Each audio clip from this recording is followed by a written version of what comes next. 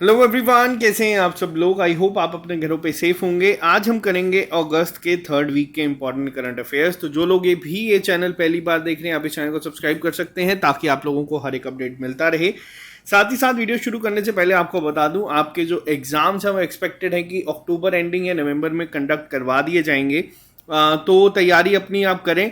और इस बार जैसे कि कहा जा रहा है कि सीबीटी एग्जाम्स होंगे, तो सीबीटी एग्जाम्स में करंट अफेयर्स एक बहुत इंपॉर्टेंट रोल जो है वो प्ले करेंगे। तो इसको थोड़ा सा ध्यान से देखें। जब भी आपके एग्जाम्स होंगे, जैसे मान लीजिए अगर आपका एग्जाम नवंबर में होता है, तो आप लोगों के लिए मैं कंपाइल्ड अप्रैल से नवंबर में के 6 महीने के जितने भी करंट अफेयर्स होंगे उसको यहाँ पे आप लोगों के लिए ले आऊंगा। और जो बच्चे हमारे साथ तैयारी कर रहे हैं वीएलडब्ल्यू के लिए, या फिर जो बच्चे हमारे साथ तैयारी कर रहे हैं जेकेपीएसआई के लिए, आप लोगों को बता दूं, आप लोग हमारी ऐप पे जाके कंप्लीट कोर्सेज को ले सकते हैं। इसके अलावा जो बच्चे एफए के हैं, आप लोगों के लिए हम लोग जल्दी ही टेस्ट सीरीज एक लॉन्च कर देंगे, जिसमें आपको 20 टेस्ट मिलेंगे और 10 आपको सेक्शनल टेस्ट मिल जाएंगे। टोटल इन शॉर्ट अगर हम बात करें तो 30 टेस्ट, यानी कि अप्रोक्सीमेट 1000 एमसीक्यूज आपको हर एक सेक्शन से हम लोग प्रोवाइड कर देंगे। आप लोग खुद पढ़ें, हमारा सारा कंटेंट हमारे यूट्यूब चैनल पे अवेलेबल है एफए के लिए। तो अब यहाँ से पढ़ के उन टेस्ट को अटेम्प्ट कर सकते हैं। और जेकेपीएसआई के बच्चों के लिए आपको बता दूं, आपकी क्लासेस 1 सितंबर से शुरू हो जाएंगी यहाँ पे। तो चलो अभी ये शुरू करते हैं आज की क्लास। जो लोग भी इंटरेस्टेड हैं आप इस ऐप को डाउनलोड कर सकते हैं। और जो हमारे वीएलडब्ल्यू के बच्चे हैं पंचायत सेक्रेटरी के, आपके टेस्ट भी 10 सितंबर से शुरू हो जाएंगे। तो आपको हम इन्फॉर्म कर देंगे, बता देंगे किस तरीके से टेस्ट आपको देने हैं। तो चलिए शुरू करते हैं आज की क्लास को। सबसे पहला क्वेश्चन आप लोगों के लिए सबसे इंपॉर्टेंट होगा। अभी हाल ही में अगस्त्यामलई एलिफेंट रिजर्व जो है, इसको जो है कौन से नंबर पे वापस से अगर हम बात करें, इसको ऑब्जर्व किया गया है कि ये 5th एलिफेंट रिजर्व है। इसको एलिफेंट रिजर्व जो है कंसीडर कर लिया गया है। ये 5वां एलिफेंट रिजर्व होगा। कहाँ का? तमिलनाडु का। किस दिन किया गया है वो दिन भी याद रखिएगा। वर्ल्ड एलिफेंट डे के दिन इसे जो है मान्यता दे दी गई है, अगस्त्यमलई को एलिफेंट रिजर्व की। अब यहाँ पे ये तो था पहला क्वेश्चन। इसके अलावा पेपर में क्या बनते हैं? पेपर में क्वेश्चन आपके स्टैटिक जीके के बनते हैं। अब ये 5th है, आपको बाकी 4 के बारे में भी एक आइडिया होना जरूरी है कि कौन कौन से जो टाइगर रिजर्व हैं वो हमारे यहाँ पे हैं इंडिया में।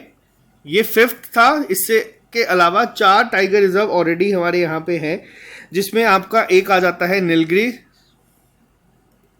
नीलगिरीज टाइगर रिजर्व, ईस्टर्न घाट में मिलेगा आपको। इसके अलावा जो दूसरा है, इसका नाम है नीलम्बोर, जिसको हम लोग साइलेंट वैली भी कहते हैं। ये आपको मिल जाएगा केरला में। इसके अलावा परियार, क्योंकि पेपर में बहुत बार स्टैटिक जीके के जो क्वेश्चंस आते हैं वो यही तरीके से बनते हैं। ये आपके कहाँ पे है परियार, कहाँ पे है एलिफेंट रिजर्व, ये भी आपका केरला में है। और इसके अलावा जो 4th है वो है अन्नामलई। ठीक है, तो ये 4 थे।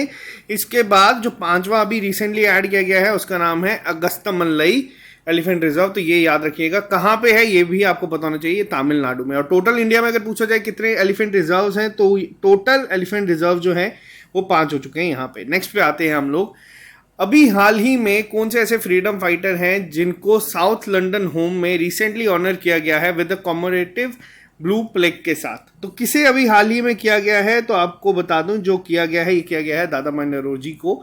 दादा भाई नौरोजी को अभी हाल ही में किया गया। अब देखो, आपके सिलेबस में मॉडर्न हिस्ट्री है। दादा भाई नौरोजी मॉडर्न हिस्ट्री में एक बहुत इंपॉर्टेंट रोल प्ले करते हैं इंडियन फ्रीडम स्ट्रगल में। या फिर अगर हम बात करें, ये ये ब्रिटेन के पहले इंडिया के पार्लियामेंटेरियन थे।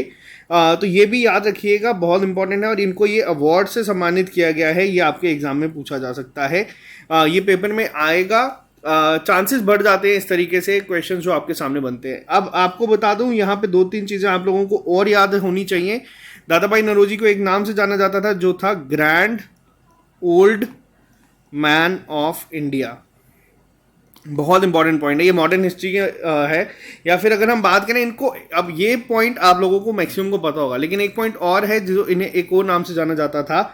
इन्हें कहा जाता था अनऑफिशियल एम्बेसडर ऑफ इंडिया। ये पॉइंट भी याद रखिएगा। क्योंकि आमतौर पे जितने हम लोगों ने चीजें देखी, ग्रैंड ओल्ड मैन किसे कहा जाता है, दादा भाई नौरोजी को कहा जाता है, सबको पता है, लेकिन अनऑफिशियल एम्बेसडर ऑफ इंडिया भी इन्हें कहा जाता था। साथ ही साथ इन्हें जो अभी अवार्ड मिला है करंट अफेयर्स की अगर हम बात करें, कम्युनिटी ब्लू प्लेग का अवार्ड जो इन्हें दिया है, तो ये भी आपको पता होना चाहिए।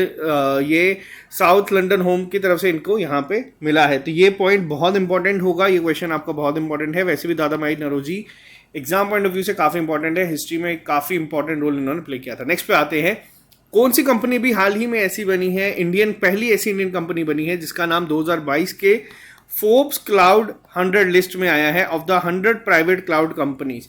तो कौन सी ऐसी कंपनी है जिसका नाम यहाँ पे आया है, तो आपको बता दो इसका नाम है रेजरपे सॉफ्टवेयर। रेजरपे सॉफ्टवेयर को भी हाल ही में इनका नाम इस लिस्ट में आया है टॉप 100 में। अब अगर पूछा जाए कि कौन से रैंक पे है, तो 49th पोजीशन पे है। बट आपको इतना बताना चाहिए कि कौन सी ऐसी क्लाउड कंपनी है जिसका नाम यहाँ पे आया, तो वो है रेजरपे सॉफ्टवेयर, जिनका नाम यहाँ पे फोर्ब्स की लिस्ट में आया। नेक्स्ट क्वेश्चन में आते हैं, ये क्वेश्चन भी काफी इंपॉर्टेंट है, जो कि आपके स्पोर्ट्स के साथ अगर हम बात करें, पहला नेशनल जेवलिन डे जो है ऑब्जर्व किया गया था। अब आपको पता है कि लास्ट ईयर ओलंपिक्स हुए थे 2021 में, लेकिन वो कौन सा एडिशन था, 2020 का टोक्यो ओलंपिक्स था, कोविड की वजह से पोस्टपोन हुआ था। उसमें गोल्ड मेडल जीता था किसने, नीरज चोपड़ा ने। किसमें जीता था, जेवलिन थ्रो में। और उस दिन कह दिया गया था कि 7 अगस्त को किस दिन के रूप में मनाया जाएगा, उसको मनाया जाएगा नेशनल जेवलिन डे के रूप में। तो इस साल कौन सा एडिशन था, पहला एडिशन था, ये भी याद रखना। और जो भी कोई फर्स्ट एडिशन होते हैं वो काफी इंपॉर्टेंट हो जाते हैं एग्जाम पॉइंट ऑफ व्यू से। तो किसने कहा है, कौन सी बॉडी ने कहा है कि हम लोग इसको ऑब्जर्व करेंगे, तो ये कहा गया था एथलेटिक फेडरेशन ऑफ इंडिया के द्वारा, एएफआई के द्वारा कहा गया था कि 7 अगस्त का दिन आपका मनाया जाएगा नेशनल जेवलिन डे के रूप में। ये बहुत इंपॉर्टेंट होगा। अभी तो आप लोगों को पता है कि हाँ 1 साल पुरानी बात है, आने वाले टाइम में हो सकता है कि आप लोगों को ये क्वेश्चन पेपर में देखने को मिले 2-3 साल के बाद। तो नीरज चोपड़ा ने गोल्ड मेडल जीता था, इनका तो आपको पता ही है। तो ये पहला जो है ऑब्जर्व किया गया है इस साल, तो ये भी याद रखना। अगर कभी बाई चांस पेपर में पूछा गया पहला नेशनल जेवलिन डे कब मनाया गया, 2021 मत मार्क करना, 2022 में ऑब्जर्व किया गया है। नेक्स्ट पे आते हैं, अभी हाल ही में कौन सी ऐसी स्टेट है जो होस्ट करेगा 2nd edition of North East Olympic 2022, जो कि अक्टूबर 30 से नवंबर 6 तक होगा। अब देखो नॉर्थ ईस्ट की अगर मैं बात करूं, मान लीजिए यहाँ पे ये है हमारी नॉर्थ ईस्टर्न स्टेट्स, तो इतना तो आप लोगों को यहाँ पे अगर ऑप्शनल अप्रोच से भी जाना होगा तो आपको पता है कि भाई कोई 7 सिस्टर्स में से एक होगी।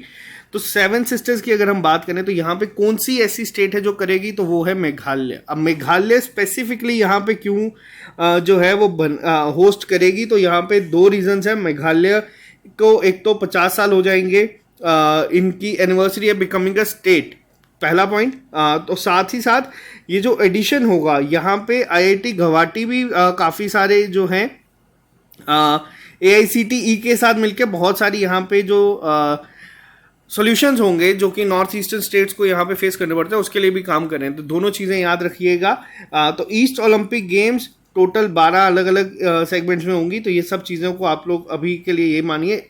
अब एक और चीज़, ये क्वेश्चन यहाँ पे इंपॉर्टेंट क्यों है, जो 2nd एडिशन है ये भी पोस्टपोन हो गया था। यही वाला एडिशन जो आप लोग देख रहे हैं ये कहाँ पे कंडक्ट हो रहा था पहले, 2nd एडिशन जो था आपका वो अरुणाचल प्रदेश में पहले होना था, ठीक है। लेकिन कोविड की वजह से ये क्या हो गया था, कोविड की वजह से पोस्टपोन हो गया था, और जो वेन्यू था, जो होस्ट था, वो भी चेंज हो गया है। मेघालय क्यों आया है, तभी मैंने कहा क्योंकि अपना 50th एनिवर्सरी मनाएगी स्टेट बनने की, तो यही चीज़ याद रखिएगा।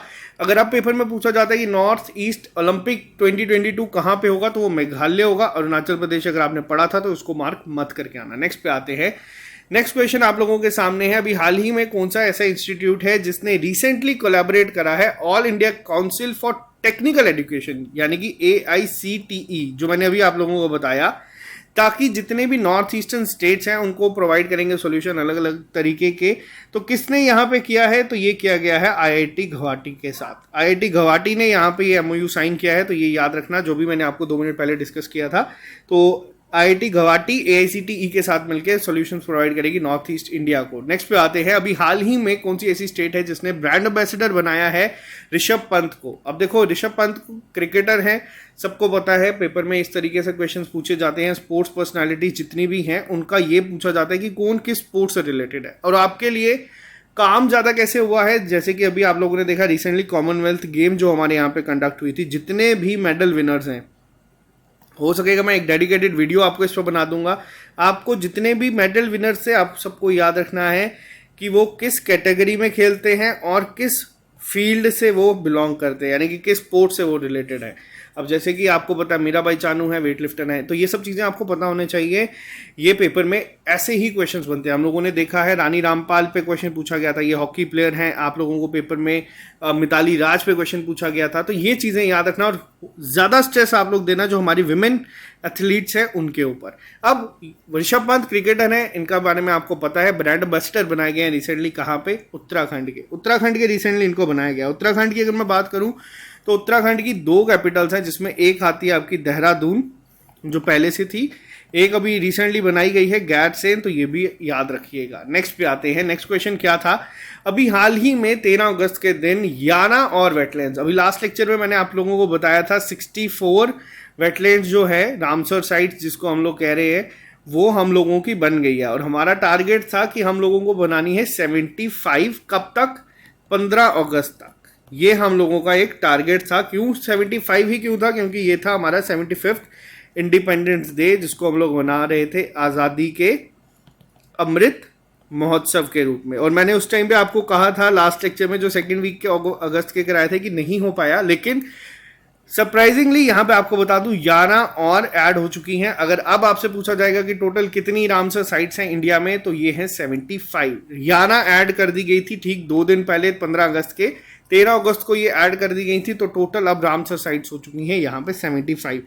आप लोगों को बस एक बार गो थ्रू करना है कि कौन कौन सी कहाँ से है। अगर आपसे क्वेश्चन पूछा जाए कि बताओ दुनिया में सबसे ज्यादा रामसर साइट्स कहाँ पे है, तो दुनिया में सबसे ज्यादा रामसर साइट्स है यूनाइटेड किंगडम में।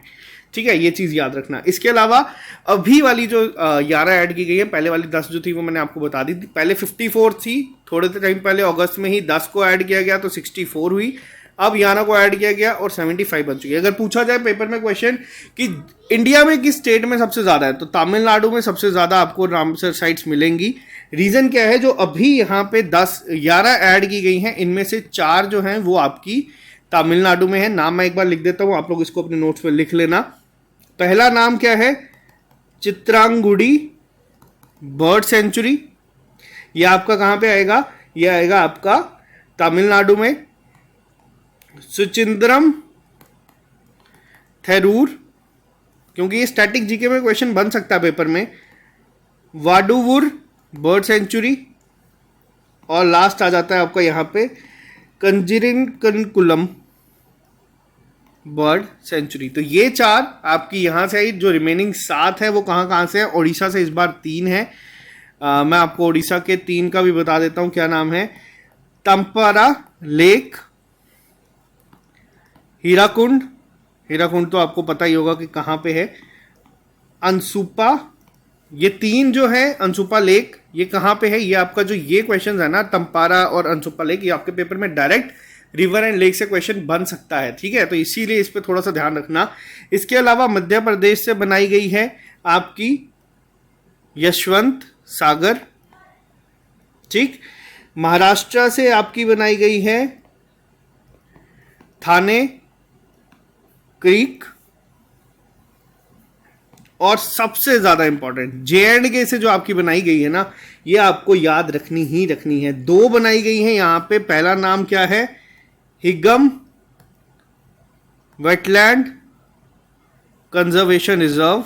अब आपको होमवर्क है, आपको बताना है किस डिस्ट्रिक्ट में है। और इसके अलावा बनाई गई है आपकी शालबुग वेटलैंड कंजर्वेशन। ये दोनों बहुत ही ज़्यादा इंपॉर्टेंट है। अगर अब मैं यहाँ पे आप लोगों से बात यहीं पे J&K की थोड़ी कर लेता हूँ।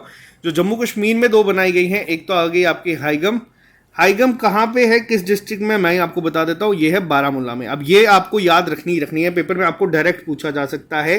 अगर यहाँ पे हम बात करें और शालबग की अगर मैं बात करूँ तो ये कहाँ पे है? शालबग जो आपकी आती है, ये आती है श्रीनगर में।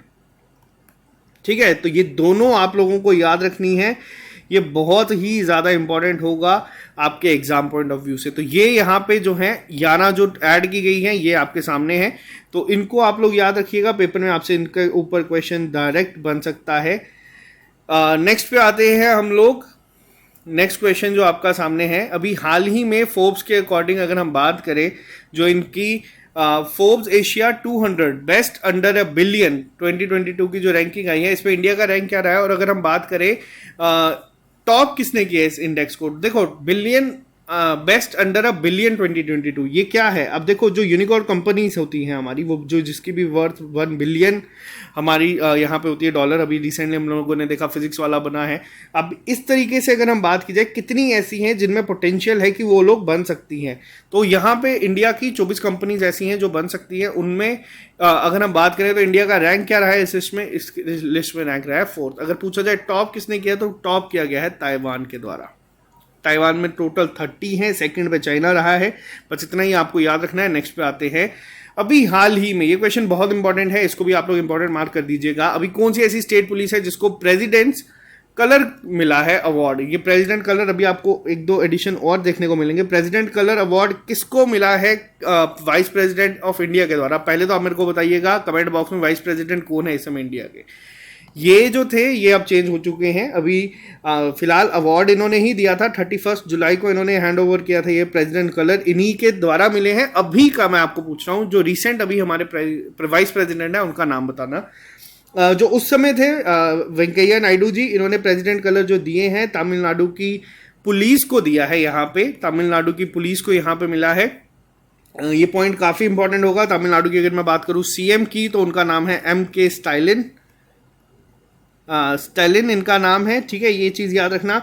और तमिलनाडु पहली साउथ इंडिया की ऐसी पुलिस बनी है जिसको ये अवार्ड मिला है, तो ये याद रखना। और इंडियन नेवी पहली ऐसी आर्म फोर्सेस में थी जिसको प्रेसिडेंट कलर का अवार्ड मिला, ये भी याद रखना। अगर आपसे पूछा जाए कौन सी ऐसी आर्म फोर्सेज है, आर्मी है, एयरफोर्स है, ये नेवी है, पहला किसको मिला था, तो इंडियन नेवी को मिला था। कब मिला था, 1951 में, डॉक्टर राजेंद्र प्रसाद ने तब दिया था, जो हमारे पहले जो थे बनाए गए थे प्रेसिडेंट। अब यहाँ पे प्रेसिडेंट कलर होता क्या है, देखो प्रेसिडेंट कलर जो है ये हाईएस्ट ऑनर होता है जो मिलता है मिलिट्री, पैरामिलिट्री या पुलिस फोर्सेस को, किसी भी स्टेट या यूनियन टेरिटरी की हो सकती है पुलिस। तो ये चीज़ याद रखिएगा, प्रेसिडेंट कलर अवार्ड बहुत बड़ा होता है, तो ये पॉइंट याद रखना। तमिलनाडु पुलिस को इस बार मिला है। नेक्स्ट पे आते हैं, अभी हाल ही में इंडिया का पहला सैलिन वाटर जो लॉन्टेन है, ये कहाँ पे लॉन्च किया गया है और इसका नाम क्या है। देखो जो पहला अभी लॉन्च किया गया है इसका नाम है रोशनी।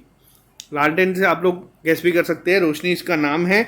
जितेंद्र सिंह की अगर हम बात करें, मिनिस्ट्री ऑफ अर्थ साइंसेज के इस समय इंडिपेंडेंट चार्ज इनके पास है, मिनिस्टर ऑफ स्टेट हैं। साथ ही साथ अगर आपको बता दें तो ये जो पहला बनाया गया है अपने आप का ही, जिसका नाम रोशनी रखा गया है, काफ़ी इंपॉर्टेंट होगा एग्जाम पॉइंट ऑफ व्यू से। इस पॉइंट को भी याद रखना, जो कोई भी पहली चीज़ होती है इंडिया में ये एग्जाम में पूछी जाती है।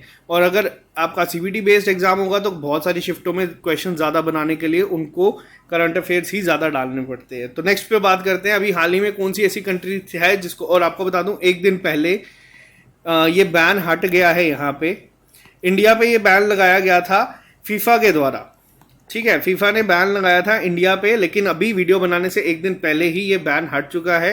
बट न्यूज़ में था तो आपके साथ यहाँ पे डिस्कस कर रहे हैं। ये पहला बैन था फीफा ने यहाँ पे लगाया था, और पहली बार लगा था 85 ईयर्स की हिस्ट्री में फॉर वायलेटिंग फीफा स्टैच्यूज। अब यहाँ पे क्या था, यहाँ पे ये कहा जा रहा था कि third party influence Indian football में थोड़ा सा ज़्यादा देखने को मिल रहा है, जिसकी वजह से सबसे ज़्यादा इम्पैक्ट किस पे पड़ना था, जो न्यूज़ में भी सबसे ज़्यादा था वो था under 17 FIFA women world cup का, ठीक है, ये सबसे इंपॉर्टेंट पॉइंट है। अब यहाँ पे क्या है, देखो बैन लगा, बैन हटा, न्यूज़ में चीज़ आ जाती है, तो जो पेपर में आपका स्टैटिक जीके होता है ना वो यही आता है। अब आपसे पूछा जाएगा कि under 17 women FIFA world cup होना कहाँ पे है, तो देखो ये जो फुटबॉल वर्ल्ड कप है ये आपका इंडिया में होस्ट हो रहा है। इंडिया में स्पेसिफिकली कहाँ पे हो रहा है, तो इंडिया में ये 3 जगहों पे हो रहा है। 3 जगहों में कौन कौन सी आती है, जिसमें एक आता है आपका भुवनेश्वर जो उड़ीसा में है, भुवनेश्वर में उड़ीसा में ही आपका वर्ल्ड कप होगा हॉकी का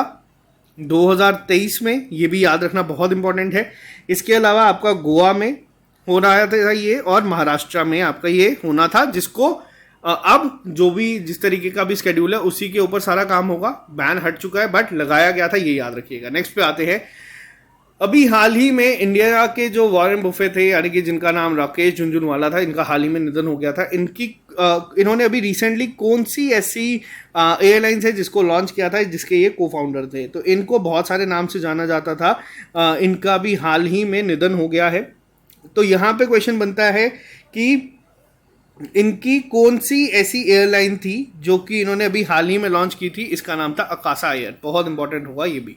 नेक्स्ट पे आते हैं, अभी हाल ही में कौन सी ऐसी डिस्ट्रिक्ट है जो कि पहली फुल फंक्शनल लिटरेट डिस्ट्रिक्ट बन चुकी है, और इस क्वेश्चन को आप लोग मोस्ट इंपॉर्टेंट करिए। देखो पेपर में आपको मैंने पहले भी बताया था, जैसे हम लोगों ने अभी देखा केएएस के प्री में देखा था, क्वेश्चन पूछा गया था करंट अफेयर्स में इसी तरीके से कि बताओ पहली स्टेट कौन सी ऐसी है जिसमें ये चीज़ हुई। अब ये क्वेश्चन इस तरीके से बनते हैं, पेपर में बनते आ रहे हैं।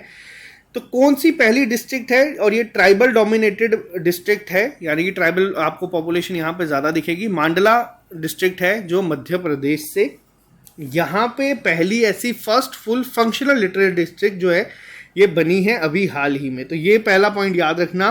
आपको ऐसे क्वेश्चन जो है वो देखने को मिल सकते हैं। अभी हाल ही में सेकंड पार्टीशन हॉरर जो है रिमेम्बरेंस डे जो है ऑब्जर्व किया गया। पिछले साल प्रधानमंत्री नरेंद्र मोदी ने कहा था कि आज़ादी से एक दिन पहले ठीक 14 अगस्त को हम लोग ऑब्जर्व करेंगे पार्टीशन हॉरर रिमेम्बरेंस डे। अभी तो हम लोग जश्न मनाते हैं, लेकिन उस टाइम पे बहुत ही ज़्यादा मुश्किल हुई थी बहुत सारे लोगों में, जिसमें मेरी फैमिली में भी मैंने इस तरीके की कहानियाँ सुनी हैं। मेरी दादी भी जो आज की डेट में जगह है लाला मुसा पाकिस्तान में, वहाँ से इंडिया आए थे, तो वो बताते थे किस तरीके से उनको यहाँ पे आने में प्रॉब्लम्स हुई थी, किस तरीके से यहाँ अपना सारा घर बार छोड़ के आने में। तो ये जो डे है ये आज़ादी से ठीक एक दिन पहले, अगर फर्स्ट एडिशन की बात की जाए तो फर्स्ट एडिशन पिछले साल मनाया गया था 2021 में, डेट सेम थी।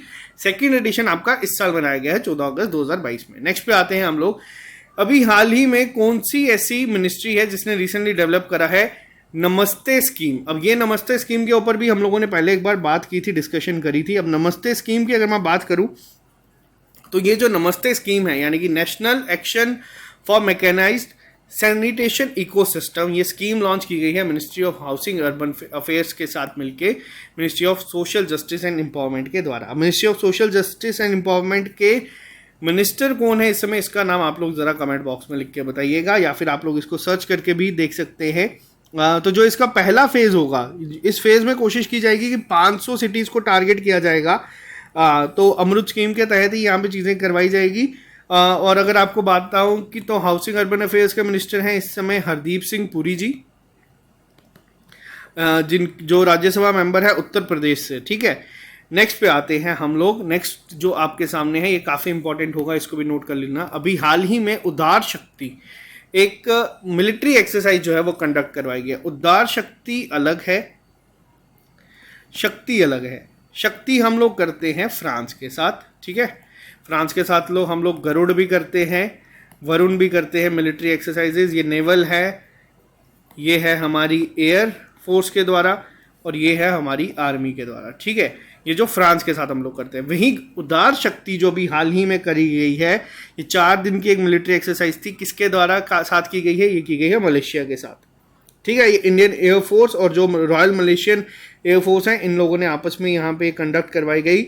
इंडिया की तरफ से C-17 Su-30 MKI यहाँ पे गए थे पार्टिसिपेट करने के लिए। नाम याद रखना जरूरी नहीं है, बट आपको ये याद रखना है कि किसके साथ ये मिलिट्री एक्सरसाइज हम लोगों ने हाल ही में करी है, ये आपसे पूछे जाते हैं। मिलिट्री एक्सरसाइजेस पे एक अक्टूबर में मैं आपको एक पूरा बता दूंगा जितनी मिलिट्री एक्सरसाइज होंगी।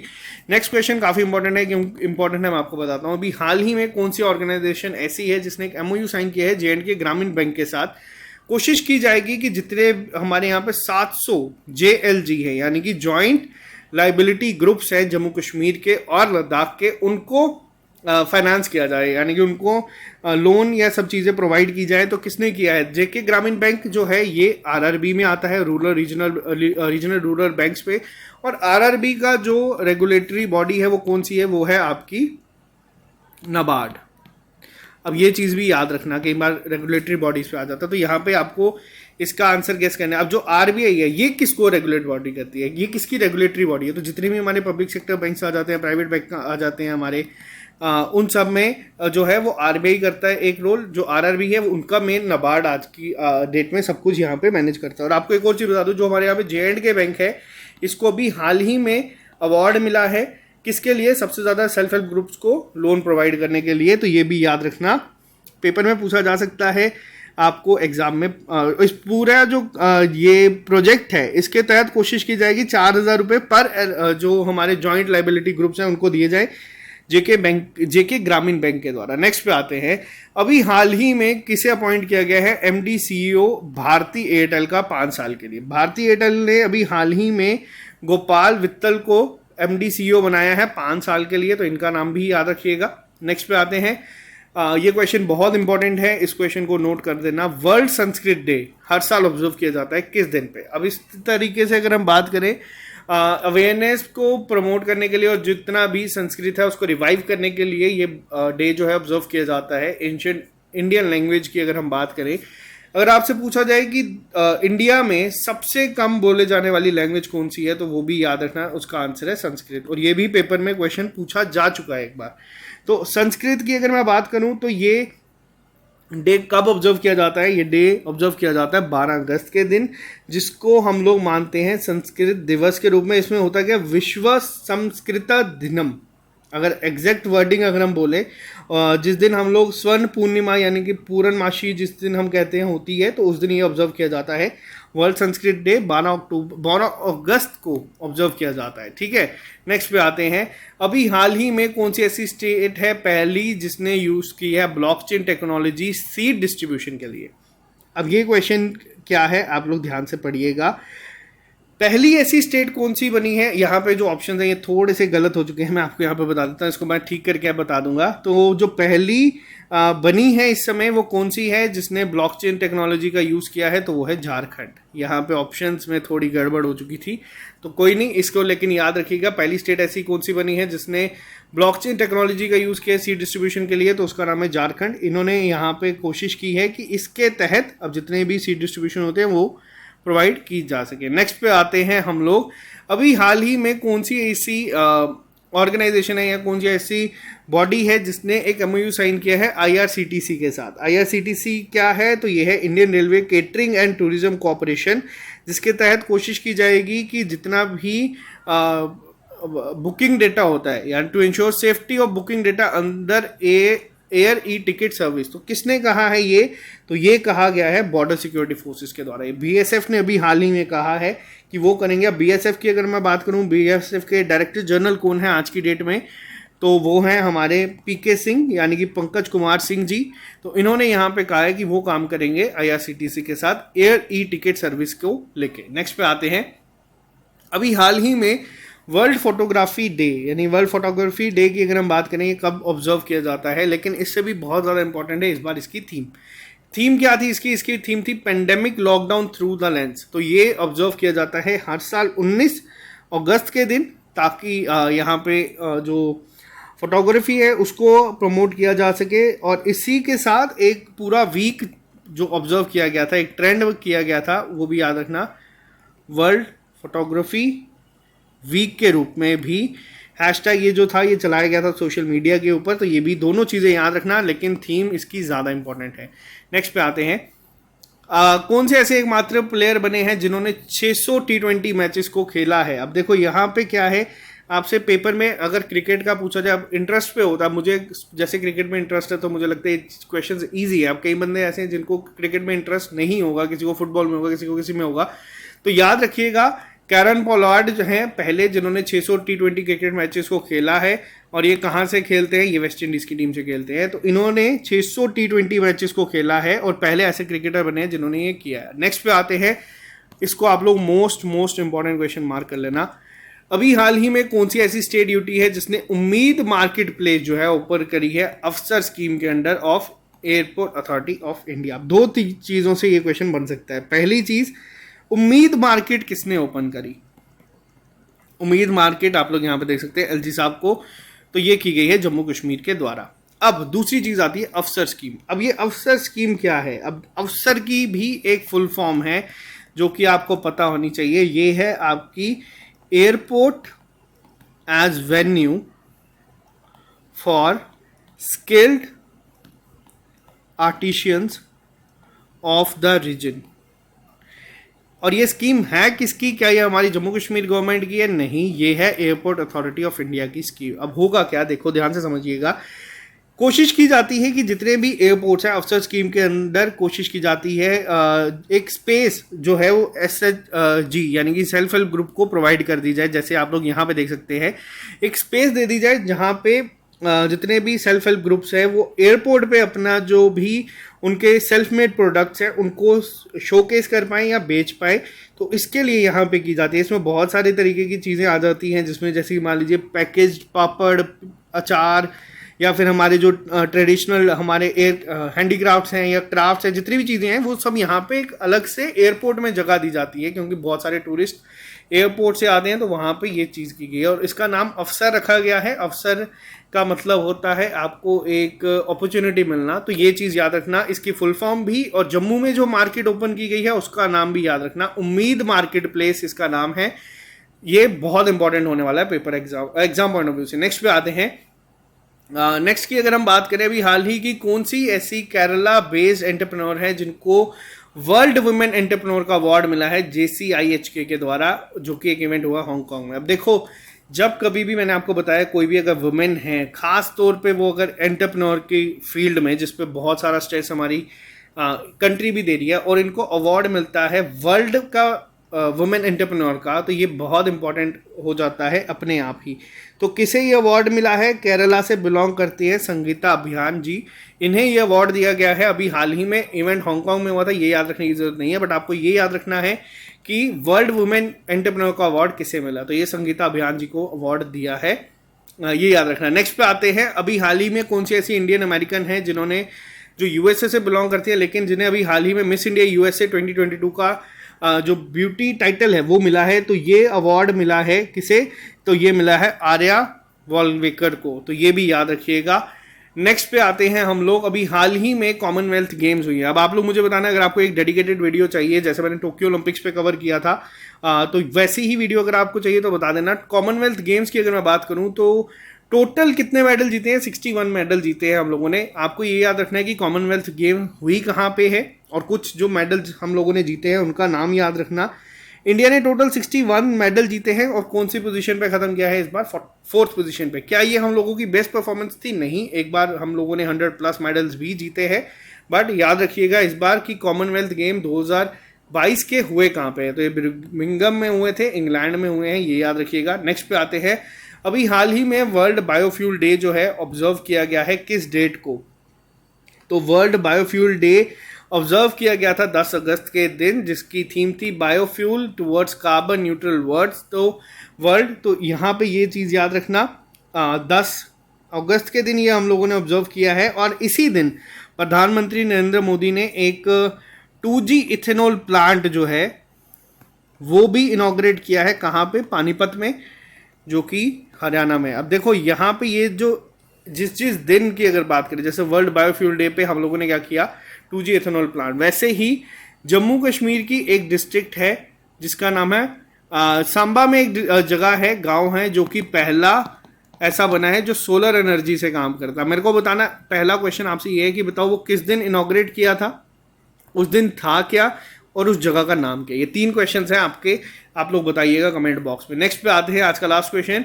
अभी हाल ही में पहले इंडियन साइकोलॉजिस्ट जो हैं जिन्हें US heritage wall of fame में जगह मिली है। अब देखो, जो भी इंडियन हैं जिनको इस तरीके से इतना बड़ी सम्मानित किया जाता है तो ये इंपॉर्टेंट होते हैं। रामदर सिंह को अभी हाल ही में, प्रोफेसर रामदर सिंह को ये उपलब्धि मिली है, तो इनको भी याद रखिएगा। तो ये थे आपके आज के यानी कि अगस्त 3rd वीक के इंपॉर्टेंट करंट अफेयर्स।